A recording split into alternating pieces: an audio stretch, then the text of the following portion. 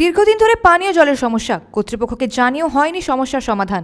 অবশেষে বুধবার কুলটির cell growth কারখানার গেটে তৃণমূলের ধর্ণা অবস্থান। পশ্চিম বর্ধমান জেলা তৃণমূলের চেয়ারম্যান উজ্জ্বল চট্টোপাধ্যায়ের নেতৃত্বেই চলতে থাকে এই ধর্ণা। প্রবল উত্তেজনা ছড়ায় গোটা এলাকায়।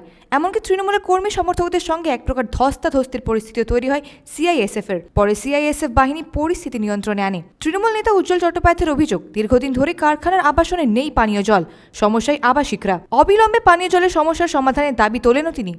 যে সমস্ত কোয়ার্টারগুলো আছে সেই এলাকাগুলোতে পানীয় জল সরবরাহ করতে, সেগুলো সমস্ত বন্ধ করে দিয়েছে।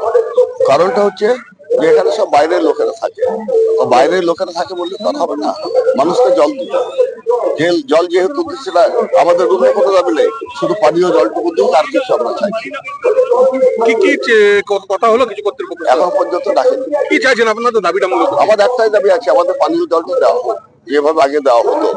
কুলটি থেকে বান্টি খানের রিপোর্ট, 99 নিউজ বাংলা।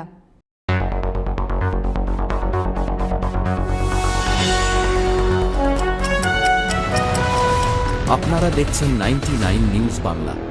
বদলাবো আমরা।